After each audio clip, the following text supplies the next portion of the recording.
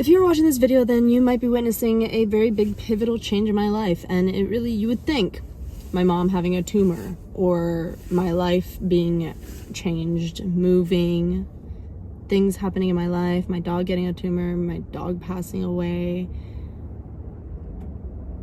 the everyday dread of living my life and not doing everything I wanted to do. You would think that all of these things at various moments in my life would make me take action and change and actually start doing the things that I've been saying and thinking that I've been wanting to do for so long.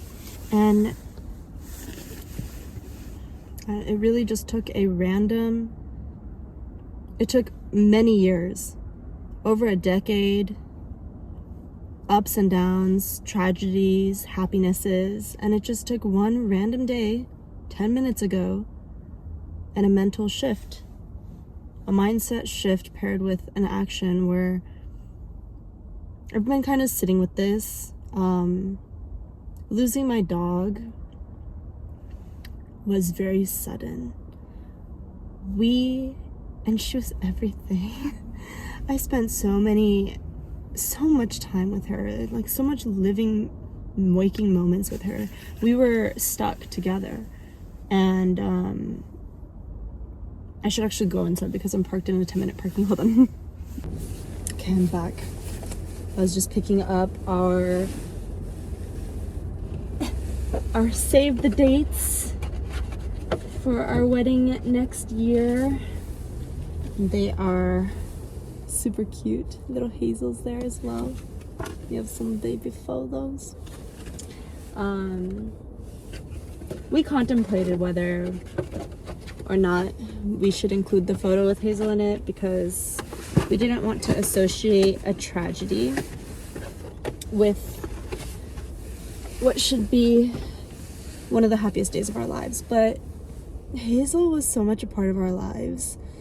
And it is a happy thing. Her death was a sad thing, of course, but to say that she and her life is a sad thing just didn't. That's not true.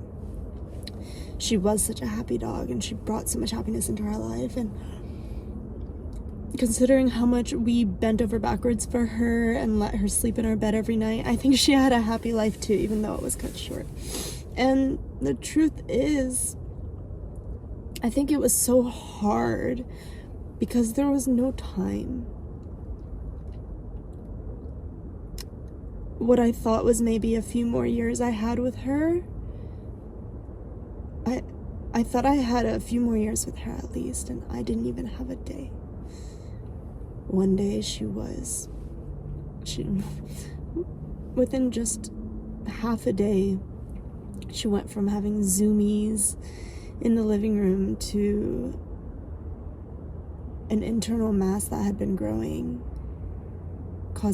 bursting and causing internal bleeding. And we had to make a very quick and very difficult decision of putting her through a surgery that had very low odds. And even with a successful surgery, didn't give her much time of life afterwards. And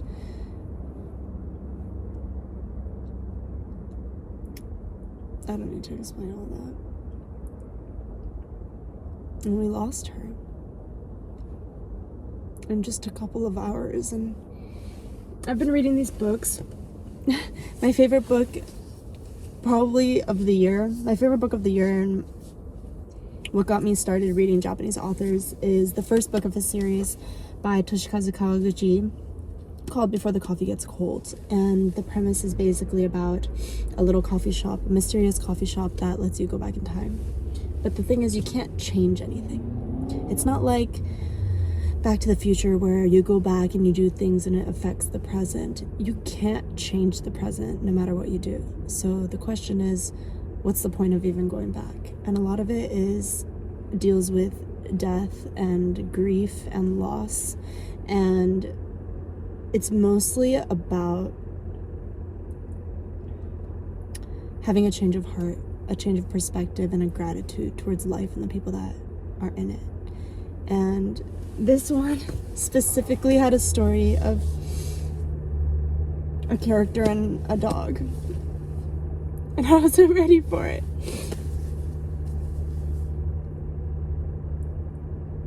but it's good. And basically she has so much regret where she fell asleep while she was caring for her old dog, and she wasn't there. She woke up and her dog had passed away. So just so much regret. And I feel like I had that as well with Hazel, is so much regret. Like, what more could I have done? What more could I have done to prolong her life? What more could I have done to make the last minutes of her life comfortable? What more could I have done preventatively? There's so much regret in life. But the truth is, her death couldn't be helped. What caused her death happened. There wasn't anything that I could do to prevent it, and there's nothing that we can do in our lives to prevent death. It comes for us all. And so I feel like I've done a lot of, I have 2 dreams in life. I want to be one of the top like anime, manga, Japanese gaming. I want to be one of the top anime, manga, Japanese pop culture YouTubers, and I want to be a best-selling author. And I have these big dreams, and I've been wanting to do YouTube for a long time, and I've just been, every day it's something, right? Oh, I don't have the perfect circumstance, or oh, I don't have the perfect story, or I have too many ideas and I can't choose which one I should start with, because it matters, right? It matters. I need to make the right choices. I need to do the right things. But I feel like do what you can. And if you can, do it all. Because what are you waiting for? You're just waiting for time to diminish. You're just waiting for the flame on your wick of life to... You're just waiting for the flame of life to absorb the wick, which is a length that you don't know. Nobody knows the length that you have. Nobody knows what could happen today, tomorrow, in the future. And I don't mean for this to be grim, but like, what are you waiting for?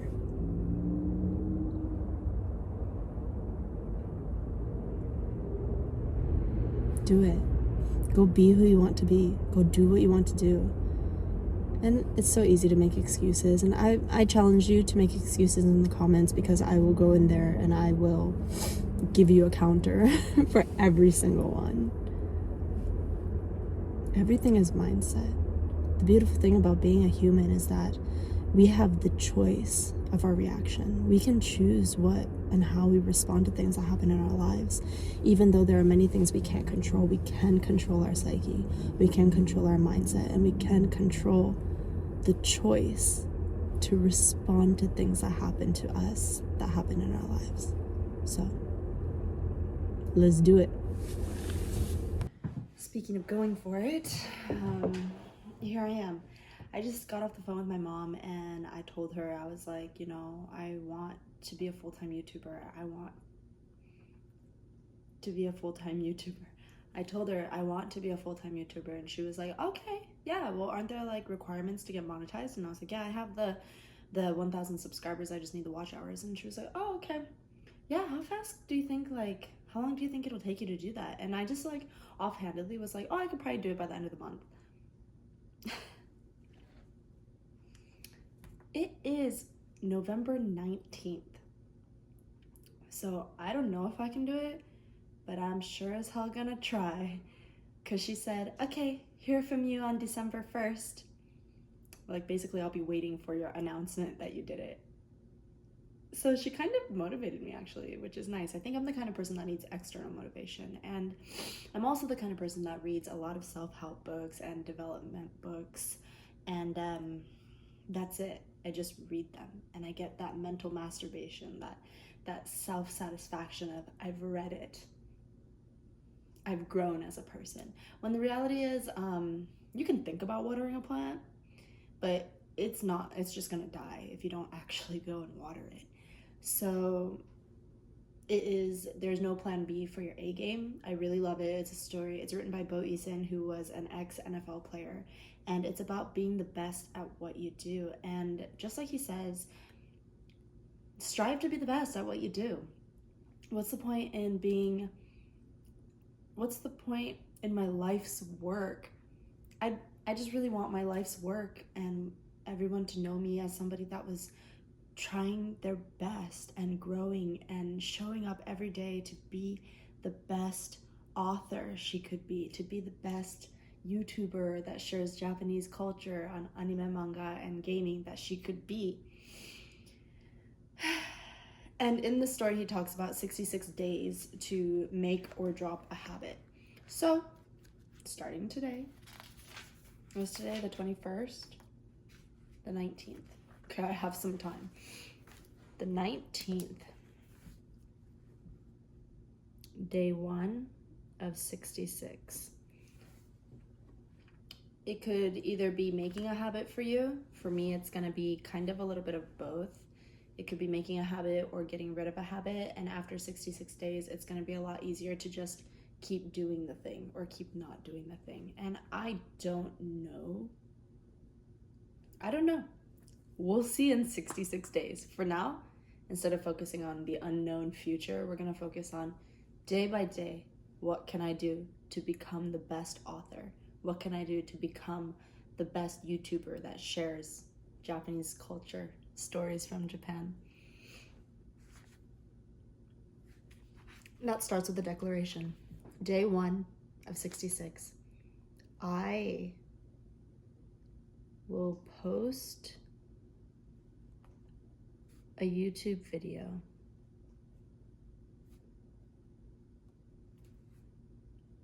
and write instead of binging YouTube and playing video games.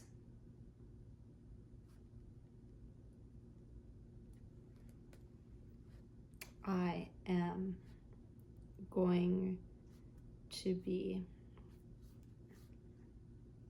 a best-selling author and the best YouTuber sharing stories from Japan.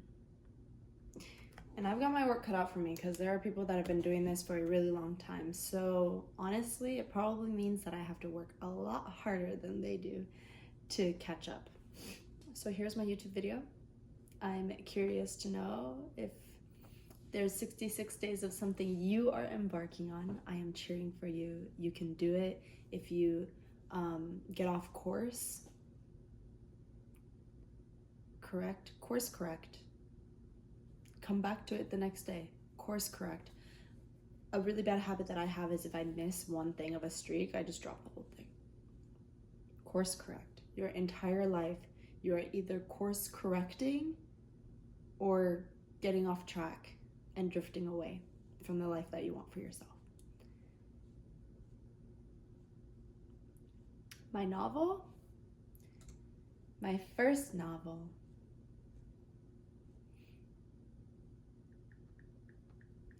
is a love letter to my roots, to my ancestors and my Okinawan heritage, and a love letter to all of those I've loved and lost in my life.